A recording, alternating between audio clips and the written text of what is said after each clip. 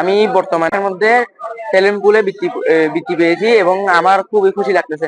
বর্তমানে আলহাজ নবী হোসেন উচ্চ বিদ্যালয়ে পড়াশোনা করতেছি। আমি 2025 সালে পঞ্চম শ্রেণীতে আমি এখন আইডিয়াল স্কুলে আরিফুর রহমানের বৃত্তিতে তৃতীয়তম ট্যালেন্ট পুল বৃত্তি পেয়েছি। আমার এই বৃত্তিটা পেয়ে অনেক ভালো লাগছে। 5-10 বছর পরে দেখা যাবে নতুন প্রজন্ম খলিলুর রহমানকে চিনবে না। এই ধরনের একটা আনুষ্ঠানিকতার মাধ্যমে খলিলুর রহমান আমাদের মধ্যে অমর হয়ে থাকবে। সম্বর্ধিত ব্যক্তি, সম্বর্ধিত শিক্ষার্থীরাই, সম্বর্ধিত শিক্ষার্থীদের সম্মানিত অভিভাবকরা যারা বৃত্তি পরীক্ষায় অংশগ্রহণ করে তাদের মেধার স্বাক্ষর রেখেছেন, তাদেরকে আজকে আমার দৃষ্টিতে এই মঞ্চে উপবিষ্ট করানো দরকার, যেন সামনে এইভাবে আরো মেধাবী শিক্ষার্থী উঠে আসে। এই বৃত্তি পরীক্ষার গুরুত্বের কথা বলতে গিয়ে আমি বলবো, আমি আমার প্রিয় ছাত্র মাহবুব মুর্শেদও জড়িত, আমিও একটা শিশু প্রতিষ্ঠান নিয়ে দীর্ঘদিন জড়িত।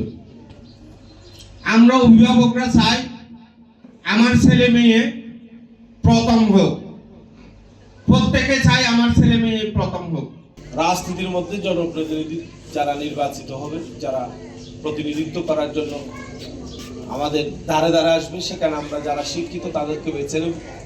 যে শিক্ষার গুণে আমাদের টেকনাফ পরিবর্তন হবে, শিক্ষার মান উন্নয়ন হবে, শিক্ষাকে জিনিস তারা বুঝতে সক্ষম হবে।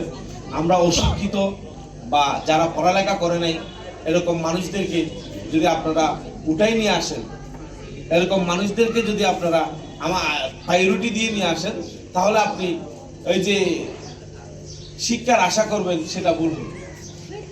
যেতে চাই সেটা হলো, এখানে যারা পড়ালেখা করে একটা ফি দিয়ে পড়ালেখা করে, কারণ এটা কোনো সরকারি নৈবিধে আপনি আপনার আর্থিকভাবে ব্যক্তিগতভাবে দিয়ে আর বাকিগুলো ছাত্রছাত্রীদের থেকে দিয়ে একটা প্রতিষ্ঠান দাঁড় করিয়েছেন। তবে একটা জিনিস বলে যাব, সেটা হলো এখানে প্রতি বছর আপনি 10টা বা 10 জন বা 5 জন বা 20 জন করে ছাত্রছাত্রী টার্গেট করবেন বিভিন্ন ওয়ার্ড থেকে।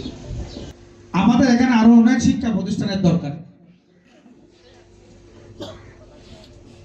আমরা কয়েকটা বন্ধু মিলে আমরা এই স্কুলটা এখানে এই জন্য করা হয়েছিল, টেকনাফ পাইলট স্কুল যেহেতু ধারাবাহিকভাবে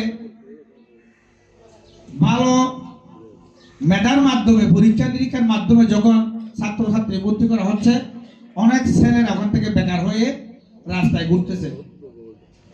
আমি চিন্তা করলাম, আমি একজন নগণ্য মানুষ,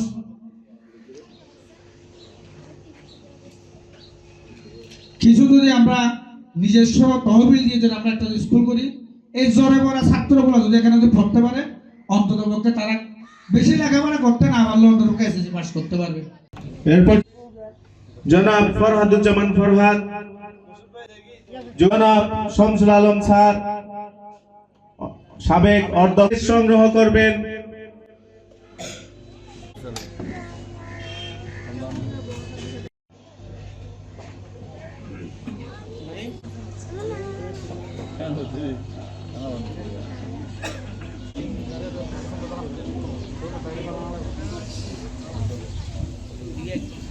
গ্রহণ করবেন আমানুল্লাহ আমান।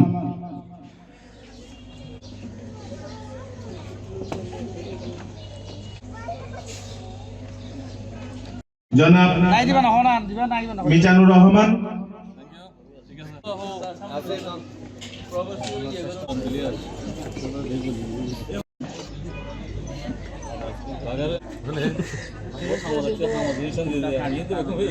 ধন্যবাদ। এরপর যে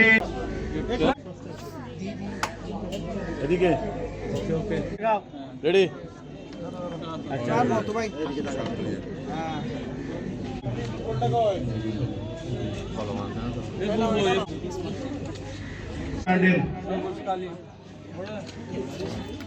কলনপাড়া সরকারি প্রাথমিক বিদ্যালয়।